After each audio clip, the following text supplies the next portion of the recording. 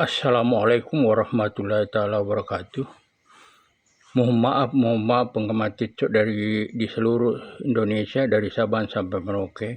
Ini saya postingkan lagi diri saya, tidak ada lain dan tak bukan, hanya mengenai laporan saya.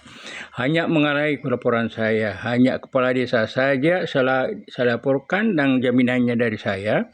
Kalau saya tidak bisa buktikan 100% korupsi dan korupsinya miliaran, saya siap ditembak mati. Dan perlu Bapak ketahui, Bapak Ibu yang terhormat, yang pintar-pintar, yang tidak suka namanya penjahat, kata bohong, janganlah berprasangka buruk mengenai laporan saya ini. Terima sekali yang mengenal saya dan juga mengenal kepala desa saya yang saya laporkan perampokan negara, perampokan rakyat. Saya bukan ada sakit hati, saya tidak ada sentimen, tidak sama sekali. Yang jelasnya saya hanya merasa dipaksa dan terpaksa melaporkan kepala desa saya ini. Kenapa saya katakan demikian? Tidak ada kepala desa di Indonesia ini tidak paham dirinya ditempati melapor masalah tanah. Saya laporkan dari hari ke hari, dari bulan ke bulan, dari tahun ke tahun, sehingga saya tingkatkan di kecamatan. Karena saya merasa benar-benar dibohongi oleh kepala desa saya tersebut. Jadi kalau dia bisa saya anggap mungkin dia ada sakit hati atau ada dendam atau bagaimana, tapi saya tidak mengerti karena sebelumnya saya harus jelaskan mulai orang tuanya termasuk kepala desa yang saudaranya pernah saya tolong semua.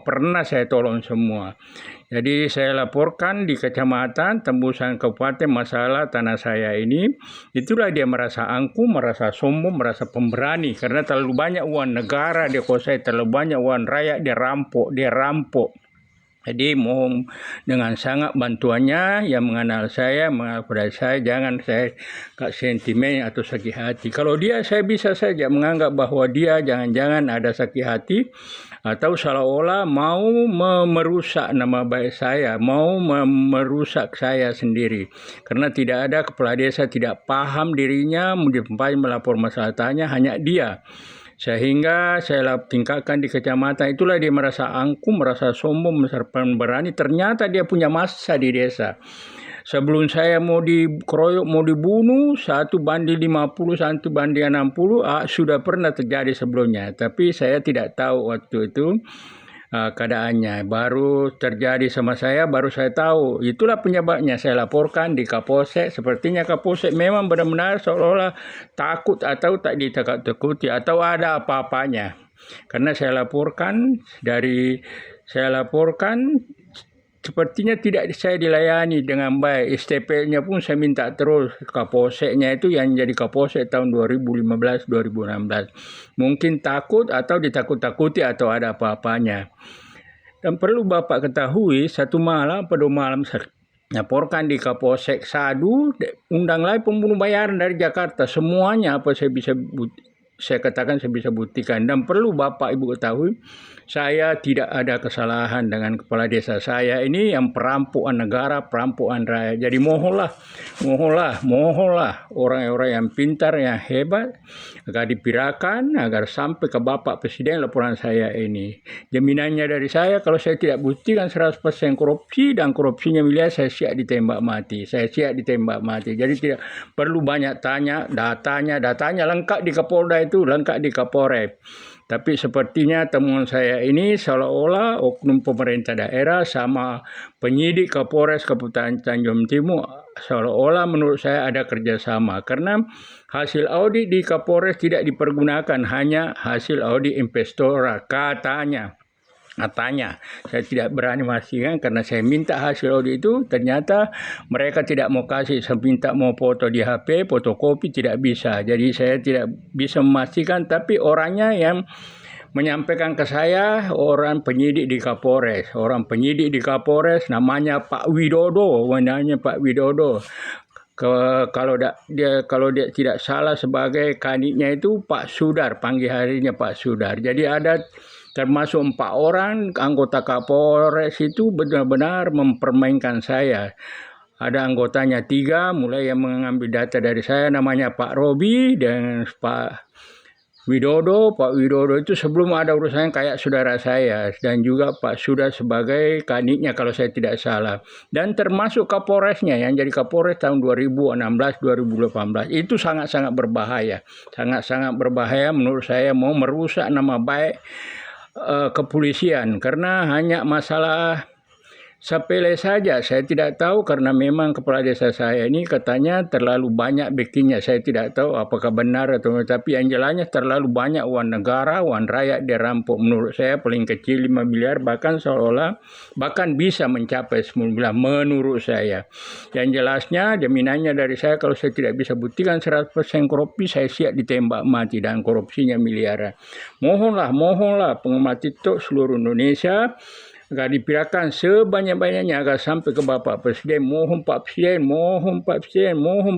kalau memang benar-benar korupsi mau diberantas. Di Provinsi Jambi ini, tepatnya di Kecamatan Sadu, Kabupaten Tanjung Timur, hanya kepala desa saja, tidak sulit